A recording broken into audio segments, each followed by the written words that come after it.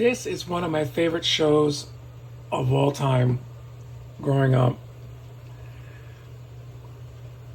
which is The Bionic Woman, the spin-off of the $6 Million Man, which I also loved. Um, I kind of wish we went back to those type of storytellings where everything ended in one episode, as opposed to nowadays everything seems like a soap opera, and everything's like feels hopeless. And I think that trend started between the X Files, I think, um, and maybe Buffy. But then again, Law and Order was a thing back then too. I gave up on that show years ago. It's kind of depressing. But anyway, I what I didn't do yesterday was explain that the $6 Million Man and the Bionic Woman were superpowered, where they ran 60 miles an hour after their accidents and their limbs were replaced by bionic parts. So there, as the tagline for their last reunion was, they came before the Terminator, which is cool. I wish I can find that commercial again, the trailer to it. But what I loved about it, that the only difference was that she had the bionic ear, she has a bionic ear, and Steve Austin has a bionic eye. Which I'm not sure why turning the head signified she was using her hearing, excuse me. That still works, thankfully. I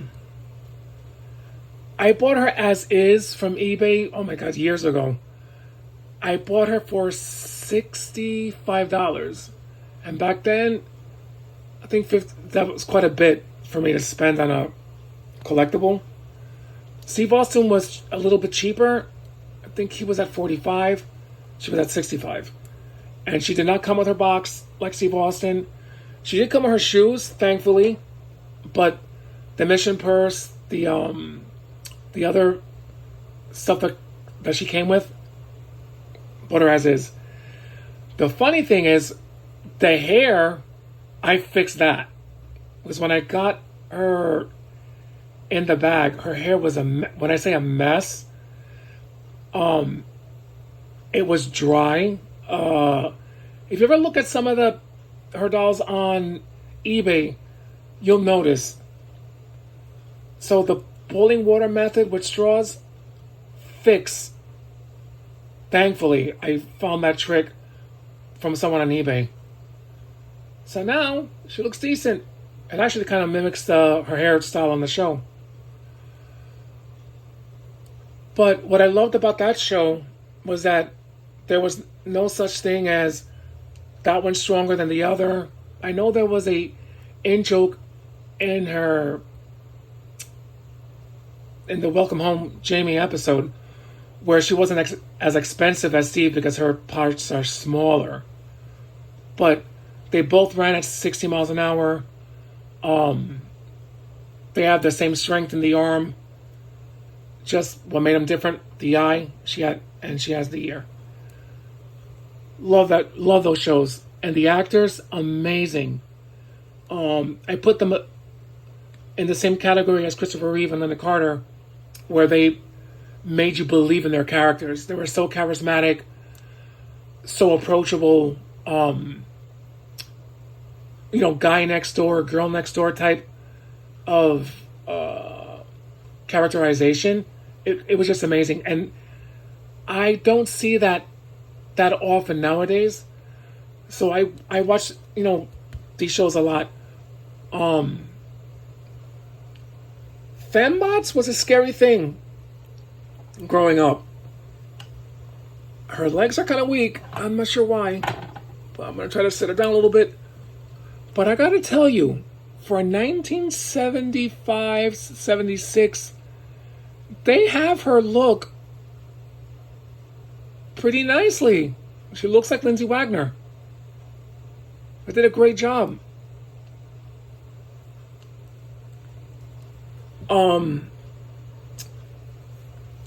With these dolls, she also was supposed to come with a rubber skin that was very innovative for a 70s doll that came out 50 years ago.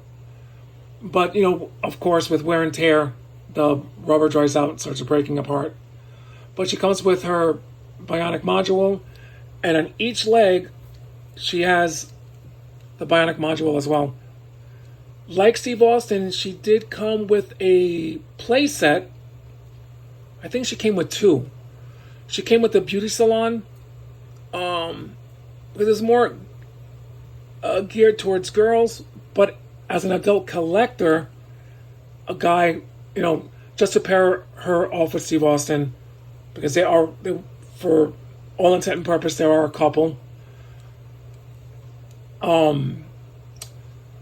She came with the beauty salon playset where you can fix her bionics if she got injured.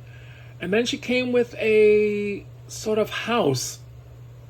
I'm not sure how much those are going for, but I'm assuming a pretty penny, especially if it's mint in box. Really, really nice. I'm going to try to be gentle with her because she is over 50 years old, and I don't want to, move around and her body breaks. But her and Steve Austin, I keep in a sitting position on my stand in the bedroom, so that way the likelihood of them toppling over is very low. There are some favorite episodes of that Bionic Woman that was really just like Lee Majors, and I think the best written episodes are the ones created by Kenneth Johnson, who also created V in the 80s. I'm not sure if you guys ever watched that show, or excuse me, the miniseries. There were two separate miniseries a year apart, but V, amazing, written by Kenneth Johnson. I think there was some kind of backstage controversy that was going on with Kenneth Johnson and the NBC executives. I can't remember what it was though, but the first V miniseries, amazing. The ratings were off the charts that they decided to do a second miniseries the following year, which ultimately turned into a TV show, which didn't last too long. It was too soap opera-ish. But if you guys get a chance, watch it. They're on Amazon. But Kenneth Johnson produced and wrote some of the episodes of The $6 Million Man and The Bionic Woman. When he wrote those episodes, you were in for a treat, because he took special care in the writing and directing.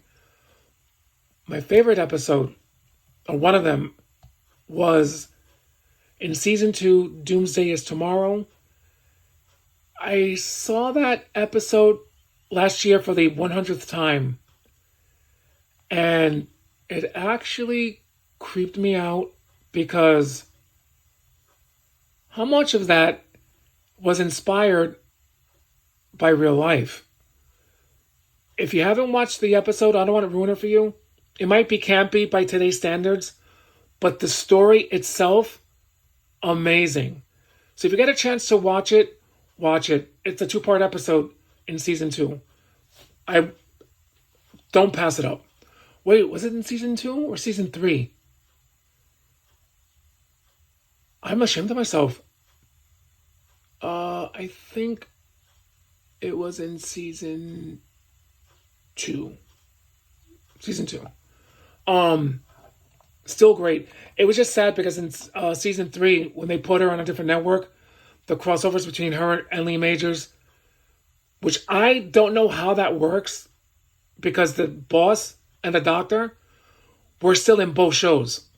So I couldn't understand how Lee Majors could not appear on her show and vice versa when the other two actors were appearing. That's so damn confusing. But I miss,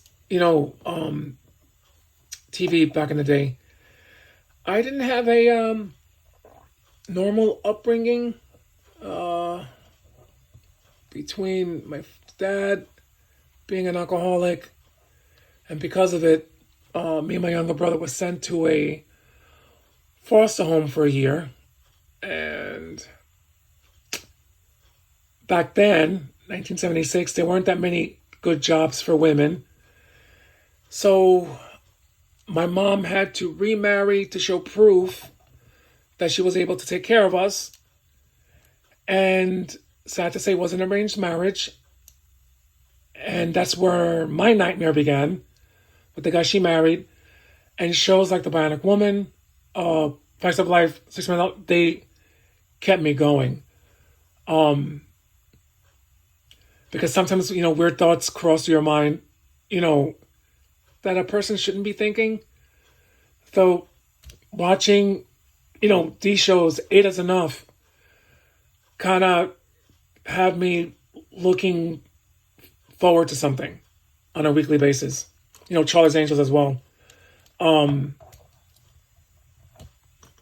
But here's a little bit of a weird tea. I love Wonder Woman, the character, a lot. And I have all 3 seasons of The Bionic Woman in my DVD collection. The $6 Million Man and Wonder Woman. If someone asked me, I'm only allowed to have one collection in my, my DVD set. Keep Wonder Woman or keep The Bionic Woman. I'll keep The Bionic Woman. I love Linda Carter, love Wonder Woman, but there was something special about Lindsay Wagner. That I even joined her club when I was a kid. My mom paid for it after she got me back out of the foster home. And her birthday is 2 days before mine, June 22. And I just loved her. Great actress. She actually won an Emmy for the season 2 episode Deadly Ringer, where she played her evil counterpart. But not so much evil, just damn, it was so good. And I understood why she won the Emmy, especially during that last scene in the second episode. Amazing. It's sad that she never really made it in movies, but the only movie that I remember seeing her in was in Nighthawks in 1981, starring Sylvester Stallone and Billy D. Williams, which I have that in my DVD collection. One of my favorite movies. I'm not sure if it did well at the box office, but I loved it because it was filmed in the Bronx and in New York City. And Lindsay Wagner had a part in it, playing Sylvester Stallone's girlfriend. And Rutger Hauer was in that movie as well. So good. If you guys get a chance to watch it, watch it.